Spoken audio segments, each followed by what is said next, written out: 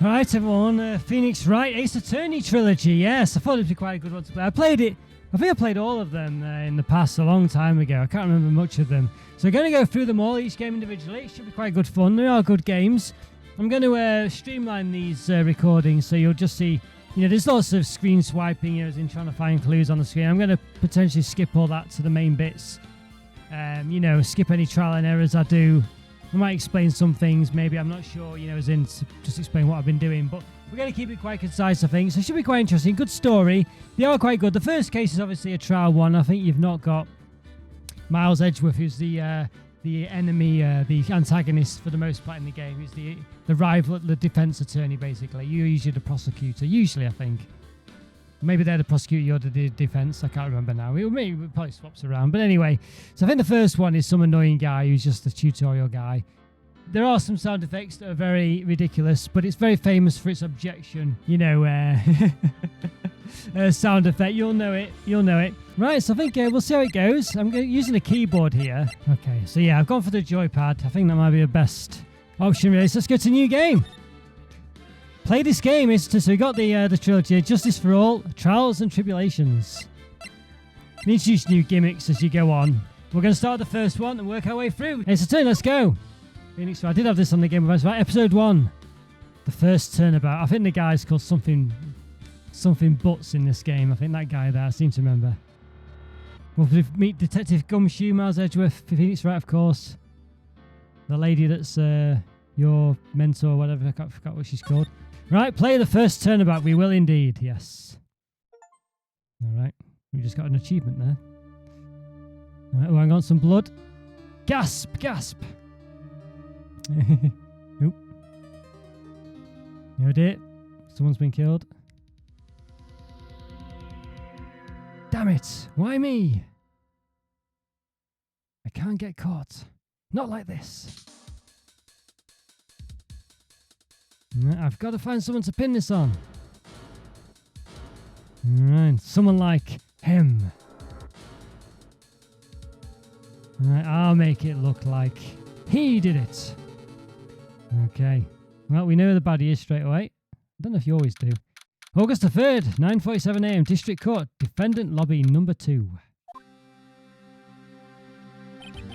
Why am I nervous? It's Phoenix Wright. Right, this is Mia. I think she's your mentor. There she is. Oh, hiya, Chief. Well, I'm glad I made it on time. Well, I have to say, Phoenix, I'm impressed. Not everyone takes on a murder trial right off the bat like this.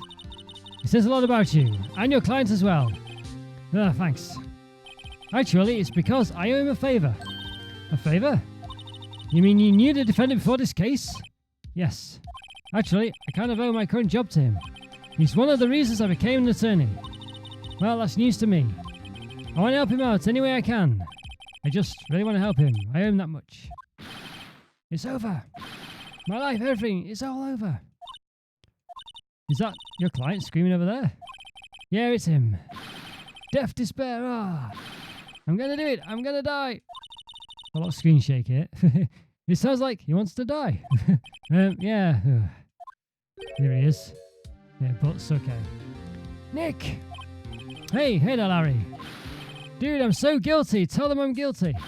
Give me the death sentence. I'm afraid to die. I ain't afraid to die. What? What's wrong, Larry?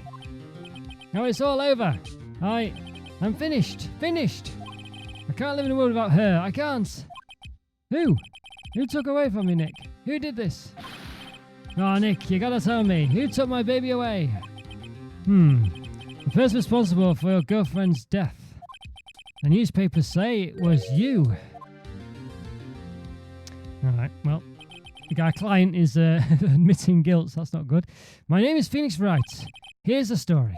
My first case is a fairly simple one. A young woman was killed in her apartment. The guy they arrested was the unlucky sap dating her. Larry Butts. My best friend since grade school. Our school had a saying, when something smells, it's usually the butts. Okay, there we go. They're not quite so crass in its humour, most of the games, to be honest with you, but this one obviously is a bit. And in the 23 years I've known him, it's usually been true. He has a knack for getting himself in trouble. One thing I can say, though, it's usually not his fault. He just has terrible luck. But I know better than anyone that he's a good guy at heart. That and I owe him one, which is why I took the case, to clear his name. And that's just what I'm going to do. All right. So we're up against it.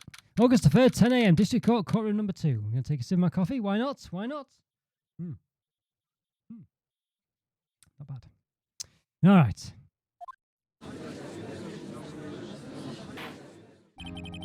Judge, court is now in session for the trial of Mr. Larry Butts. The prosecution is ready, Your Honour. This is Payne. So it's usually Miles Edgeworth, basically. This is the tutorial mission, basically. The defence is ready, Your Honour. Mr. Wright, this is your first trial, is it not? Yes, Your Honour. I'm a little nervous. Your conduct during this trial will decide the fate of your clients. Murder is a serious charge. For your client's sake, I hope you can control your nerves. Thank you, Your Honour. Mr. Wright, given the circumstances, I think we should have a test to ascertain your readiness. Yes, Your Honour. Handshaking, eyesight, fading. The test will consist of a few simple questions. Answer them clearly and concisely. Please state the name of the defendant in this case. Larry Butts. The defendants? Well, that's Larry Butts, Your Honour. So we got some options there. You got options and court record. I think court tells us what's going on, but we know it. But you could review the court record. Correct. Just keep your wits about you and you'll do fine. Next question. This is a murder trial. Tell me, what's the victim's name? Well, let's press the RB button and see what happens. There you go.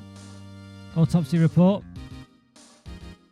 Okay. So you can see here, Cindy Stone, the victim in this case. The model shifted behind the apartment by herself, so we've seen this. Alright. So it's Cindy Stone. It'll tell us we can press the RB button. Phew, I know this one. Glad I read the case report cover to cover so many times. It's... Wait. Oh. No way. I forgot. I'm drawing a total blank here.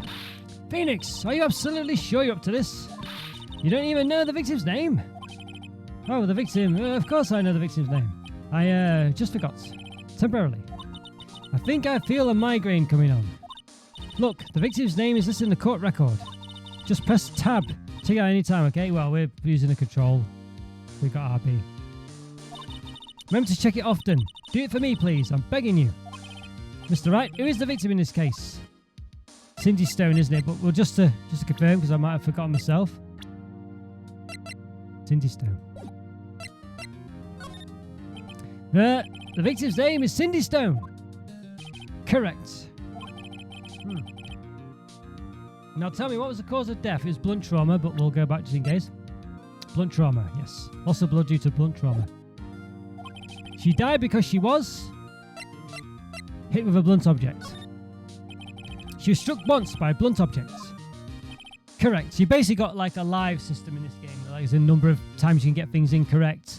So it's one of those games where sometimes you know what the problem is and you know what the answer is, but the game sometimes expects you to give it in a certain order that isn't quite what you want. So sometimes you get it wrong even though you know the right answer, and it can be a bit frustrating because you're answering a question that it's not asked you yet, sort of, if that makes sense. But you'll see as it goes on. But what I probably will do, sometimes you just got to load your save again if you've got things wrong. I don't know, but anyway, we'll see how it goes. You've answered all my questions. I see no reason why we shouldn't proceed. You seem much more relaxed, Mr. Wright. Good for you. Thank you, Your Honour. Because I don't feel relaxed, that's for sure. Well then. First, a question for the prosecution, Mr. Payne.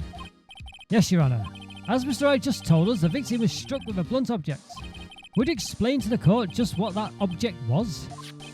The murder weapon was this statue of the Thinker. It was found lying on the floor next to the victim. I see. The court accepts it into evidence.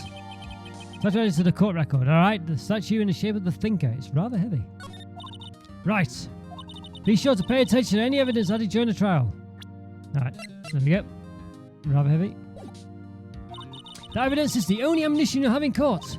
Use tab to check the court record. So it's basically, as you see, a tutorial mission.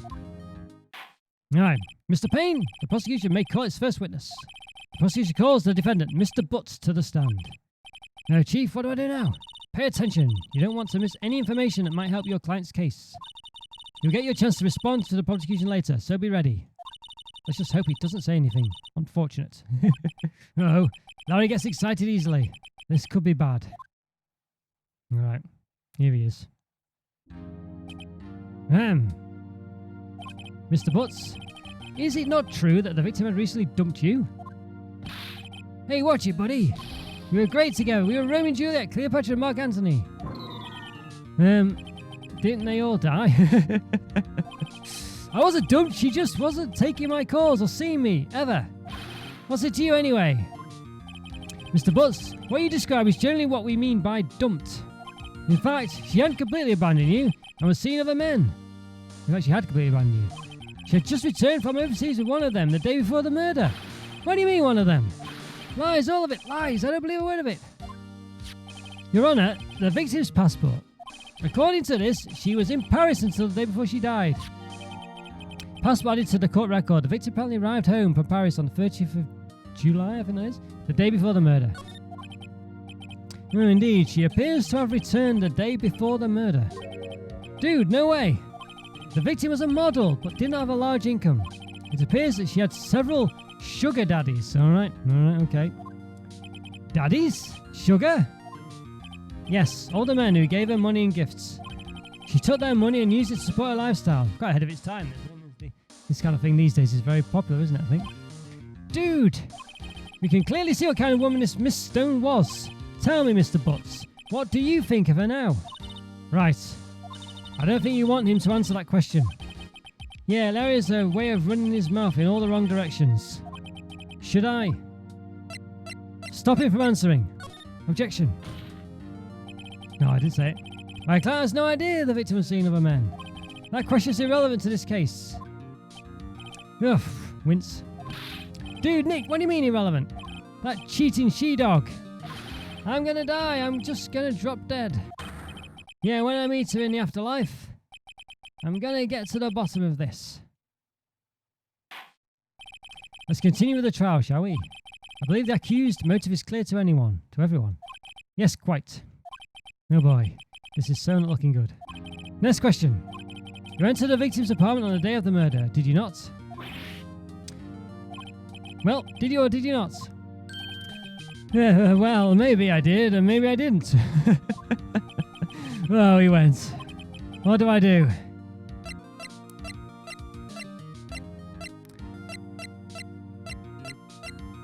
Have him answer honestly. I mean, this is where you can kind of get it wrong, but let's see. I know. I'll send him a signal. Tell the truth. Yeah, I was there. I went. Order. Well, Mr. Butts, I mean, you see, sometimes it might not be clear what's the right answer to say there. I mean, but obviously, you're the good guy. You want them to tell the truth, you know. But sometimes it's not quite so clear cut, and sometimes you can not know for sure which one to say. Well, Mr. Butts, dude, chill. She wasn't home, man. So, like, I didn't see her. Right. Your Honour, the defendant is lying. Lying? The prosecution would like to call a witness who can prove Mr. Butts is lying. Well, that simplifies matters. Who is your witness? The man who found the victim's body, just before making a gruesome discovery. He saw the defendant fleeing the scene of the crime. Tap, tap, tap. Could expect that coming. Order in the court. Coffee in my mouth. Mr. Bain, the prosecution may call its witness. Yes, Your Honour. This is bad. On the day of the murder, my witness was selling newspapers at the victim's building. Please bring Mr. Frank Sorrit to the stand. Alright, here he is. Mr. Sorrit, you sell newspaper subscriptions, is that correct? Oh yes, newspapers, yes. Mr. Sorrit, you may proceed with your testimony, so we kind of know this is the baddie, don't we? Please tell the court what you saw on the day of the murder. Witness testimony, witness's account. Alright, testimony, okay. I was going door to door, selling subscriptions when I saw a man fleeing an apartment. I thought he must be in a hurry because he left the door half open behind him. Thinking it strange, I looked inside the apartment. Then I saw a line there, a woman. not moving, dead. I quailed in fright and found myself unable to go inside. I thought to call the police immediately. However, the phone in the apartment wasn't working. I went to a nearby park and found a public phone. I remember the time exactly. It was 1 p.m. 1 p.m.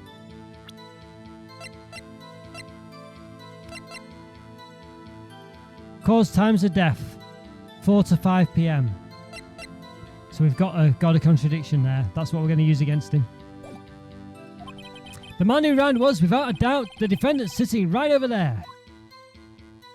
Alright, so we know he's lying for the time. Larry, why didn't you tell the truth? I can't defend you against a testimony like that. Incidentally, why wasn't the phone in the victim's apartment working? Your Honour, at the time of the murder, there was a blackout in the building.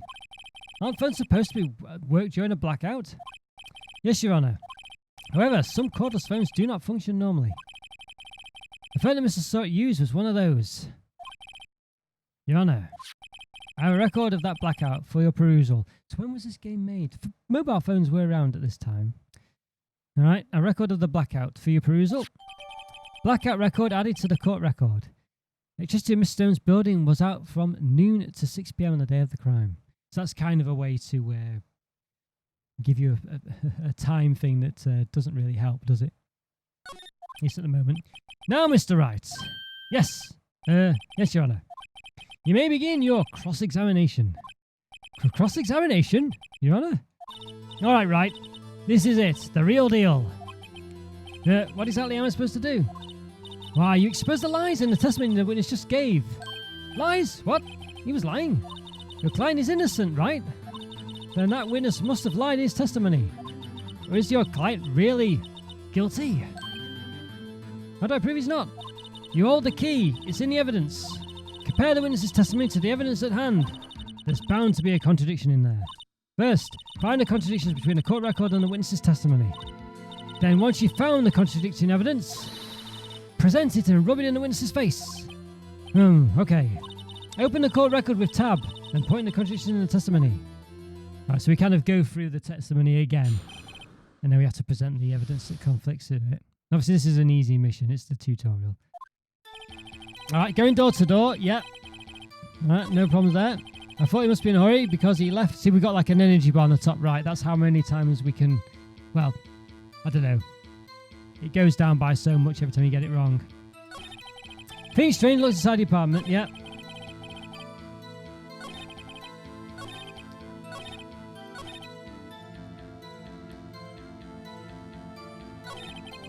(1 p.m) So you can press. Sometimes that gives them, makes them say more things.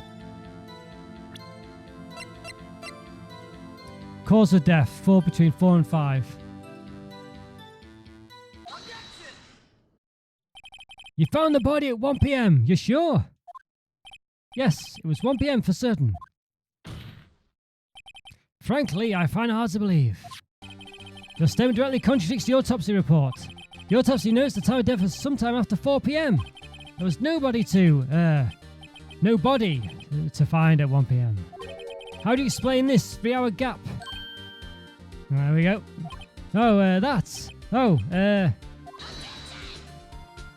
This is trivial. The witness merely forgot the time. After his testimony, I find that hard to believe.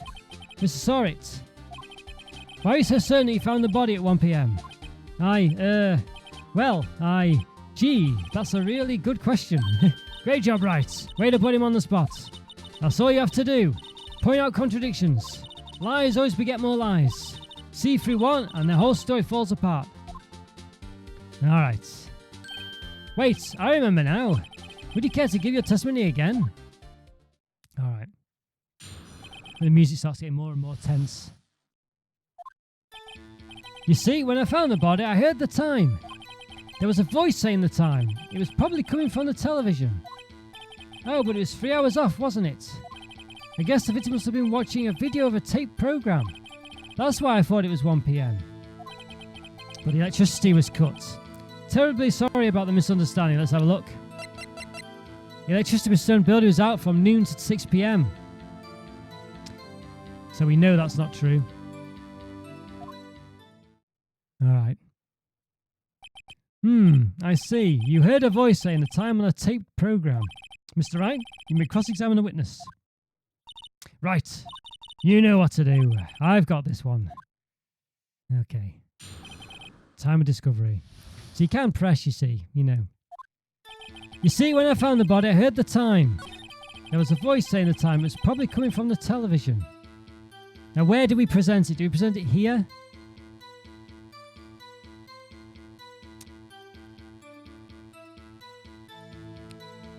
I feel like we do, but we can go back. 3 hours off, wasn't it? I think we'd probably present here, but let's see. Hold it right there. The prosecution has said there was a blackout at the time of the discovery. And this record proves it. You couldn't have heard a television or a video. Yeah. The defense has a point. Do you have an explanation for this, Mr. Sorrett? No, I find it quite puzzling myself. Quite. Wait, I remember now.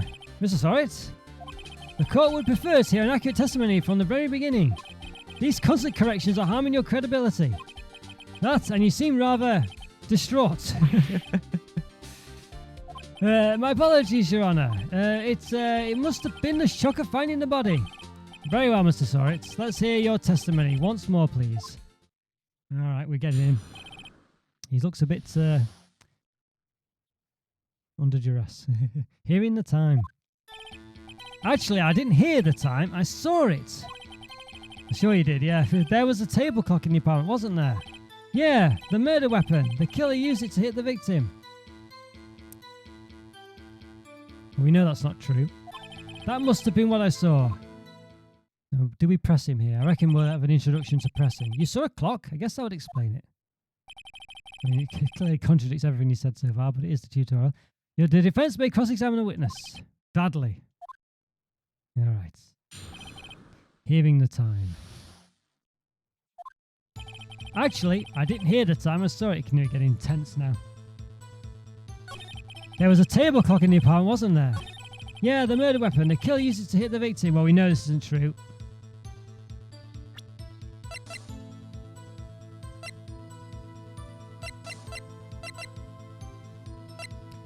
But do we have...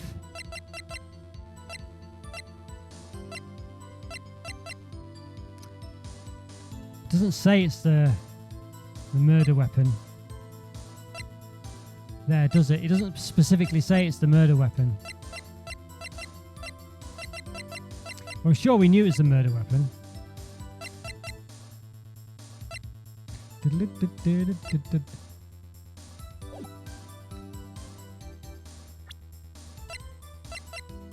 thought there was an option to see profiles. I can't see it here. I'm sure that's the murder weapon. I'll try pressing, see what happens. I don't think you meant to press in this one, but we'll do it. The murder weapon? Yes, the table clock that was used as a weapon. That's what I just said. Did you doze up in the middle of my testimony or something? Something's fishy here.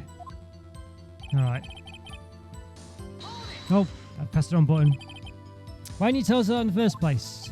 I guess it slipped my mind. I'm not really sure I happened myself. The witness says you saw the table clock. End of story. Now find a contradiction. Alright. Okay, so we know it's... Alright, so we'll present this. Okay. Wait just a moment. The murder weapon wasn't a clock. It was this statue. Now how is this supposed to be a clock? What? You with your objections and your evidence. Just who do you think you are? Just answer the question, Mr. Sorrett. Hey, I saw it there, okay? That's a clock. Your Honour, if I may. Yes, Mr. Payne. As was stated, this statue is indeed a clock. The neck is a switch. You just tilt it and it says the time out loud. As it doesn't look like a clock, I submit it as a statue. My apologies. Okay. Convenient. I see. So the murder weapon was a table clock after all. Well, Mr. Wright, it appears that the witness's testimony was correct. This is a clock. Do you have any problems with this testimony now? Oh, goodness me.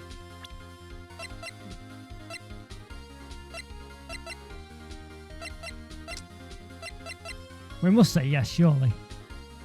I mean, it's a digital clock. The power was out. Let's say yes. Your Honour, there is a gaping hole in Mrs. testimony. The only way he could have known the weapon was a clock is to hold it in his hand.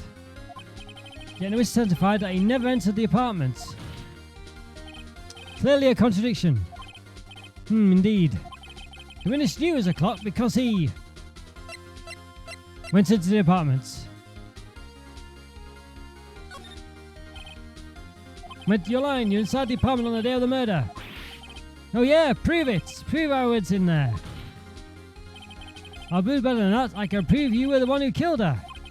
You struck her with the clock, and the shock of the blow triggered the clock's voice. That was the sound you heard. Order in the courts. Intriguing. Please continue, Mr. Wright. Yes, Your Honour. Mr. Sorrett, the sound must have left quite an impression on you. Understandable, since the murder weapon spoke just to hit the victim. That voice was burned into your mind. That's why you were so certain about the time. But what's the meaning of this? This is all baseless conjecture. Baseless? Just look at the witness's face. But it is baseless, isn't it? Because the power is off. All this stuff about hearing it, he's just accusing him. So I don't think this will stick, but we'll see. Would the witness care to elaborate? Did he strike the victim with the clock? Aye. That day, I never... Look, the clock. I heard, no, I mean, I saw. Shut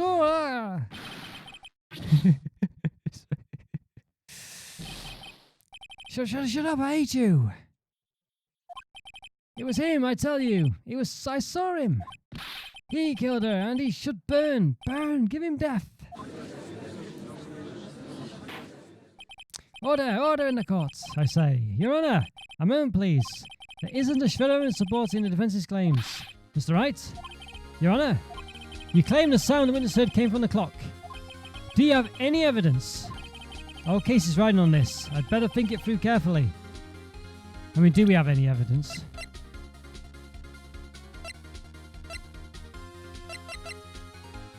I don't know if we do.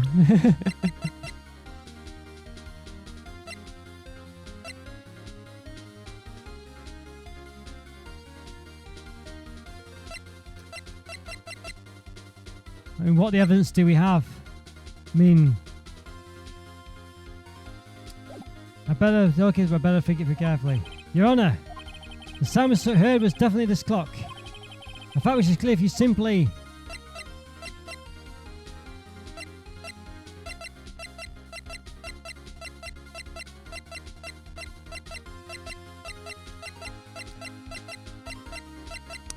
Examine the clock's batteries. Try sounding the clock.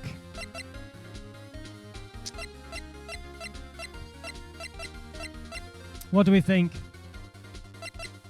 This is the problem, you see. It's one of these both, because the batteries proves it's electrical. But that's what we're trying to do, is try sounding the clock. It'll be 3 hours slow, won't it? That's the thing.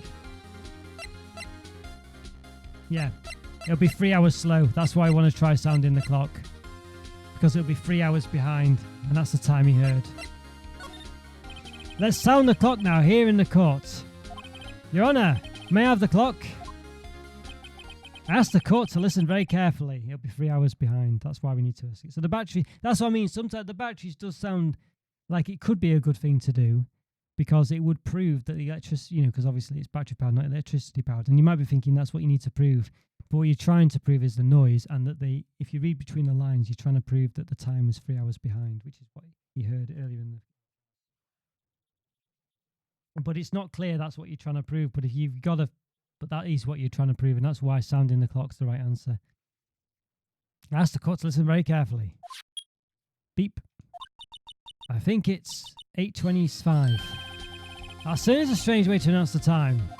Well, he is the thinker after all. So we've heard the clock. What are your conclusions, Mr. Wright? Mr. Payne, can you tell me what time it is now? So it'll be, 11:25. It's 11:25. Ah! As you can see, this clock is exactly 3 hours slow. Precisely the discrepancy between Mr. Sorrit heard and the actual time of death. So, Mr. Sorrit, try to talk your way out of this one. You forgot one thing. Uh-oh, what's he talking about? The electricity, but this is the batteries will come in. While it may seem like that clock is running 3 hours slow, it proves nothing. How do you know it was running 3 hours slow on the day of the murder? If you can't prove that, you don't have any case. Well, I think it's because the electricity was out for 3 hours. 6 o'clock. Gone to France. She's gone to France, changed the time, come back, plugged it in, and the 6 hours, that's the discrepancy. But I can't quite work that out in my head, but I think that's the gist of it.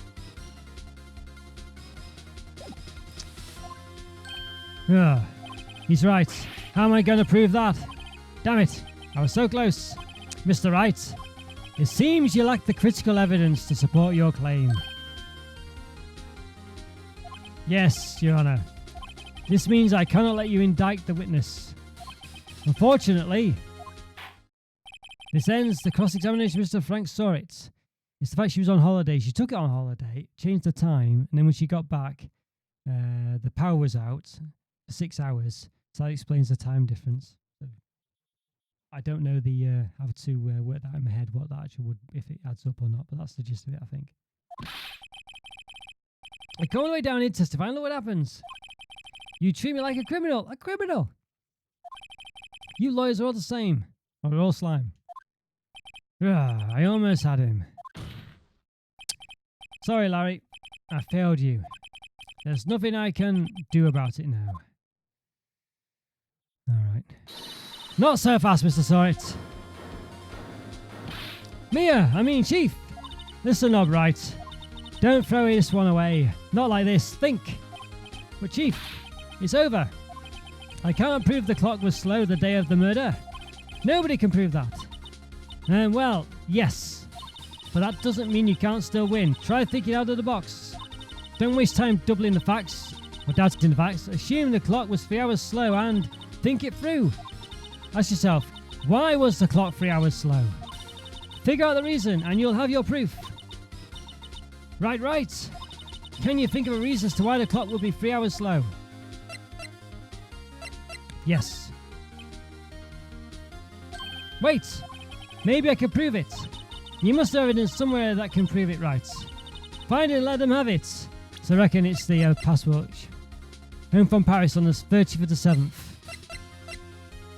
Time of death the 31st. So yeah, that's why she was on holiday. She changed the time. We don't know the time difference between the US or wherever he is in Paris, but that'll be why. Well, Mr. Wright, you say the clock was already running slow on the day of the murder. Have you found evidence to support this claim? Of course! There is a piece of evidence in the court record that can prove my claim beyond a doubt. Ha! Tough words. Let's see you pull this one off. Alright, it's the passport. Let's see this evidence that proves why the clock was running slow.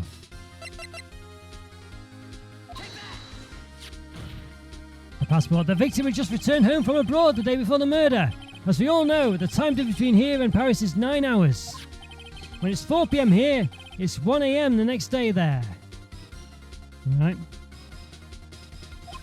The clock wasn't 3 hours slow, it was 9 hours fast. The victim hadn't reset her clock since returning home. That's why the time you heard when you struck her head dead in the apartment was wrong. Proof enough for you, Mr. Sorrit, or should I say, Mr. Did It? Ah. Oh, he's collapsed. All right. Order! Order, I say.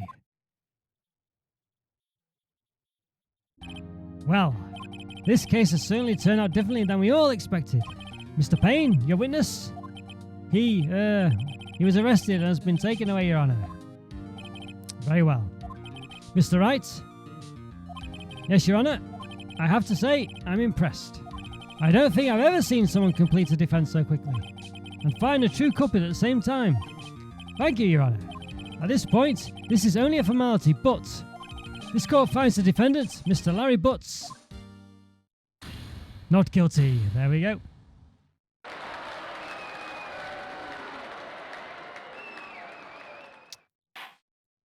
And with that, this court is adjourned.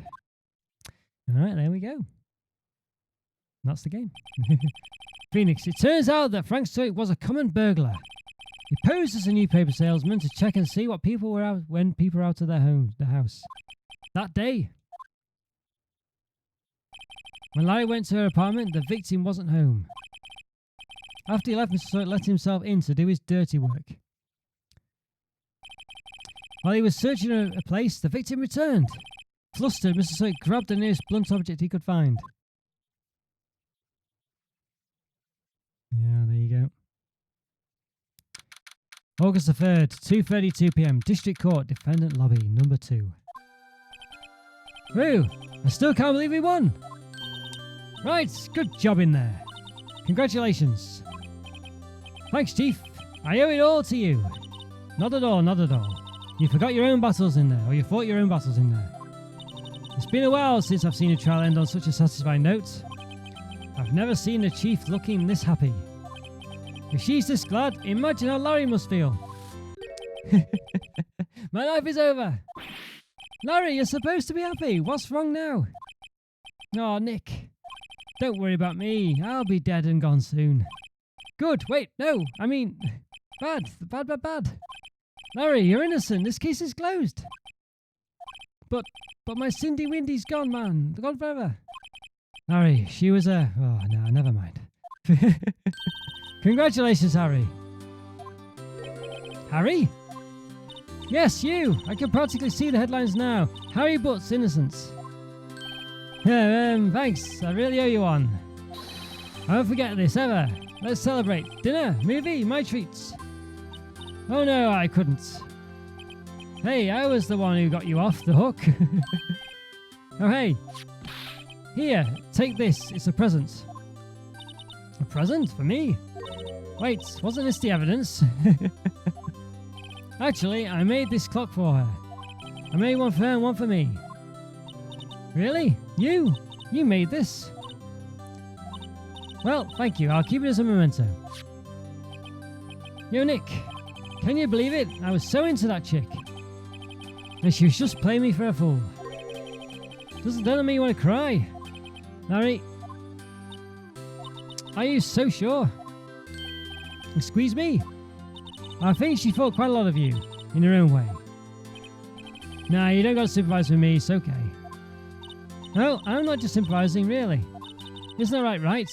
They have something to show your friend. Something that proves how she felt about him. Huh? Oh, yeah, right. What the heck is she talking about? The fact that she kept the clock.